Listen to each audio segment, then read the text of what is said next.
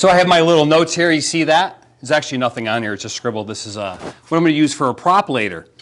So what I'm going to do tonight is, because we're having fun, as you can tell, I have my one-piece suit, right? Not my three-piece suit like John. But I wanted to look somewhat presentable, being a 15 and 20-minute speech. Get ready, folks. Strap in. So what I'm going to do tonight, I figured, what's the best way to educate everybody and have a good time? I know. I'm going to tell them about all the times that I screwed up and still made it through.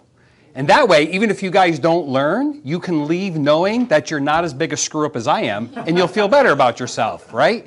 So win-win. So I'd like to start with Toastmasters.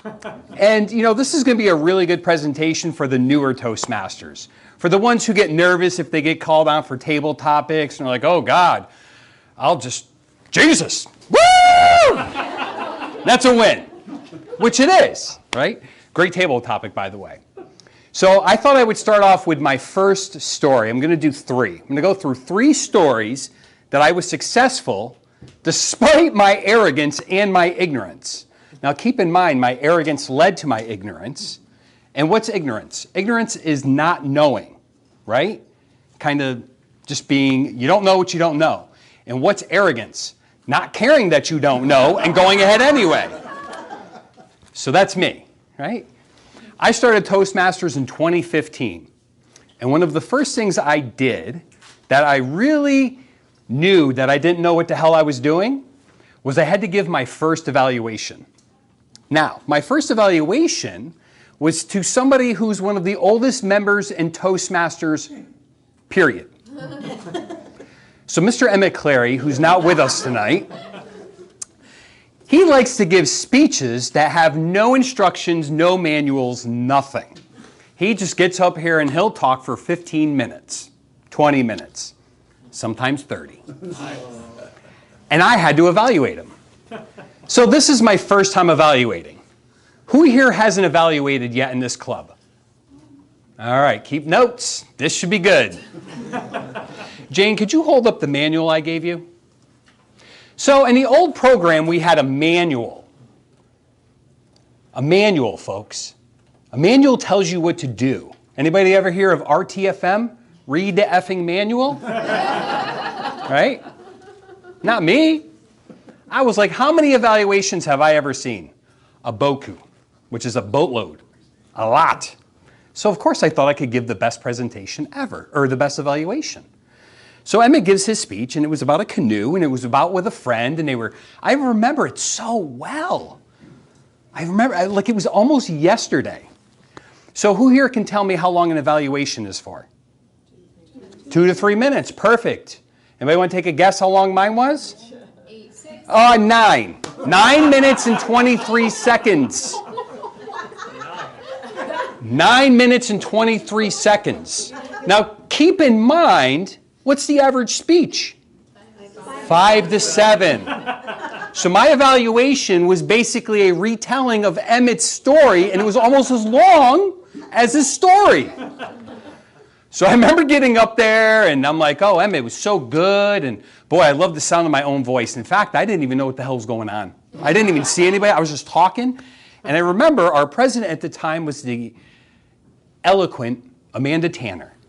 And I remember I knew something had gone wrong when I looked out and she had this look. She was like, and I was like, how long have I been? I'm like, red light.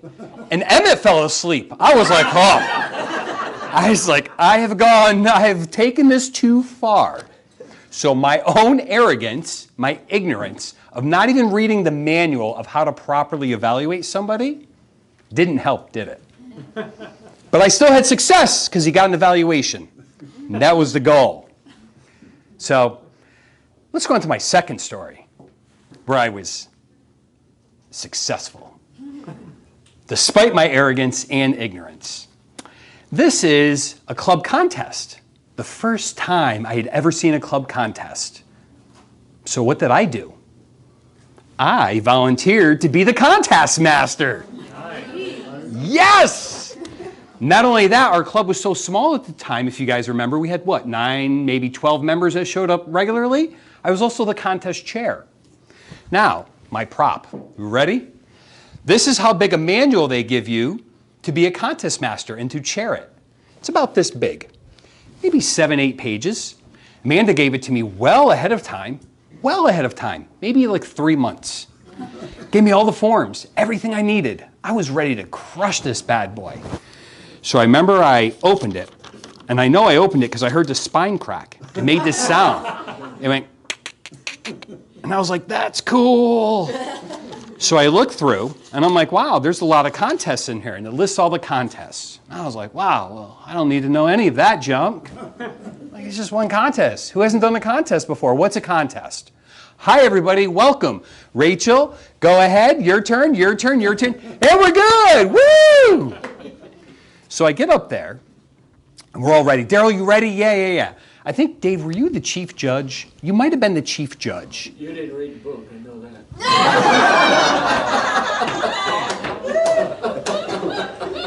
I thought Dave had it all covered.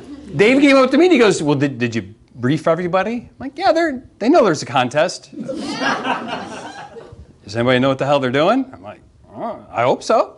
I mean, I'm ready to have a contest. I hope everybody else is. So we go into the contest, and standard procedure for a Toastmasters contest is we say the name, we say the speech, or the title, I'm sorry, the name, the title, and then the name if it's a speech. And then it's the name, the question if it's table topics, the topic, and then the name again. Oh no. I wrote little intros for everybody. Oh, no. So I said their name, and I wrote down a little intro for them, and everybody was like, oh. Well, this, and I even put some flair into it. Welcome up, Jessica Giuliano! So of course everybody's like, what the hell is going on? And I'm looking out there, and Amanda's giving me that look. She's like, this is new. Clearly I didn't RTFM. Because I can tell you by the end, when we got to the end and we had to like grade everybody, Dave's like, I got this stuff. You just stand there and look bald. He's like, how about it? So we got to the end of the contest. You're supposed to have the little forms ready and everything and hand them out. And thank you for participating. I didn't have any of that. I made the contestants fill out their own stuff. Cheryl, I need you to fill your name in here for participating. So that's number 2. That's number 2. Was it successful though? Yeah, we had a contest. A little shaky. And by little, I mean it was nothing but shaky. That whole thing, I think everybody that day looked at me and they're like, what the hell just happened? I'm like, it's a contest, baby. So success through arrogance and ignorance.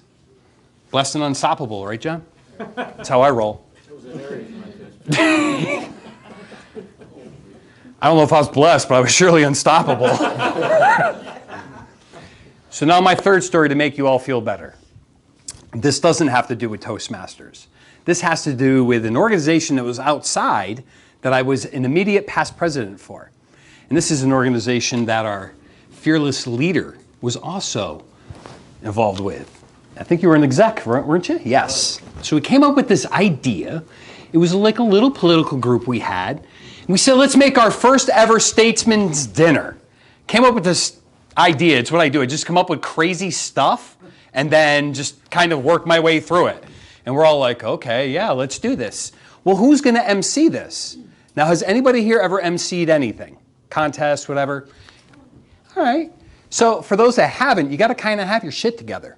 You really do. You got to know what you're going to talk about. You got to know how to introduce people. You got to know how the program flows. Nope. Now, mind you, we had people paying $100 a ticket, and I think we had 80 to 90 people there.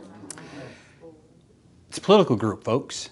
State senators and our local representatives, even a few notary people from the state, head of the state.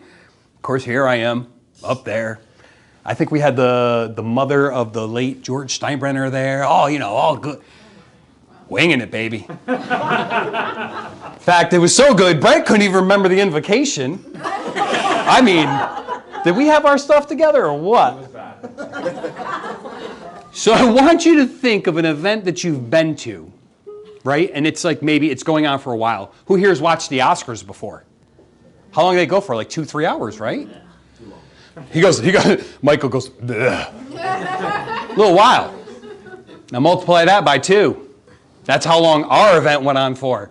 And I mean, by the end, people were like, oh my God. And I'm up there telling jokes, and I'm like, what do I do now? How are you? I'm like, Lauren, but everybody, and it was so random. Now, we pulled it off. We had a statesman's dinner. And they still do it. They still do it. They still do it. But I had no clue.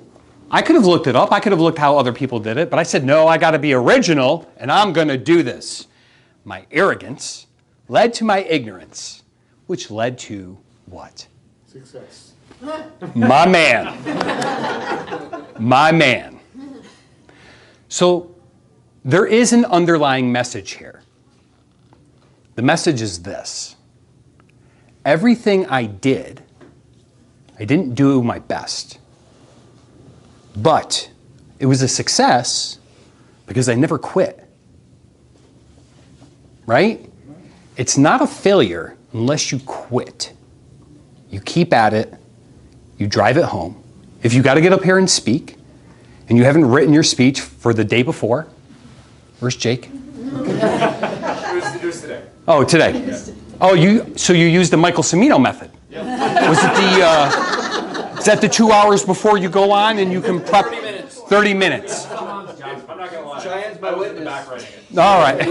Directly channeled Mike Cimino. And I trust you because you're a doctor.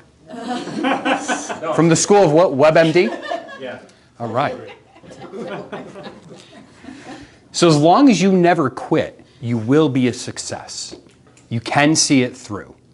If you have a role, follow through with your role. But there is truth in if you don't plan, you plan to fail. Correct? Who here has heard that? You either plan to fail or you fail to plan. You can still see it through, follow it through. But always give it your best. Don't sit there and try to wing it. Don't let your arrogance lead to your ignorance and hope that leads you through success. As a Toastmaster, one of the things I find that most people don't utilize in this club is that this is the perfect opportunity to learn things that you don't have the opportunity to learn. If you read about Joe Dispenza and you love Joe Dispenza and you want to learn more about it yourself, what's the best way to learn? Teach it. If you teach what you've learned, you learn twice. You actually learn more. So yes, can you find success through ignorance and arrogance like myself? I don't know if I'd call myself successful, but you can make it through. But do your best. Plan. Plan as well as you can. Give your all. Live in the moment. Make it happen. Don't do a contest and sit there and wing it. If you're going to run the contest like it's the best contest you've ever run before. For me, I'll be open and honest with you guys. There was a click. Thanks to Brent, he reminded me I'm now officially like one of the OG members here. Thanks for making me feel old. But I completely screwed off the first couple of years in Toastmasters. So, do not be successful through your ignorance and arrogance. Plan, guys. Make the most of it. And let's kick some butt in TM, baby.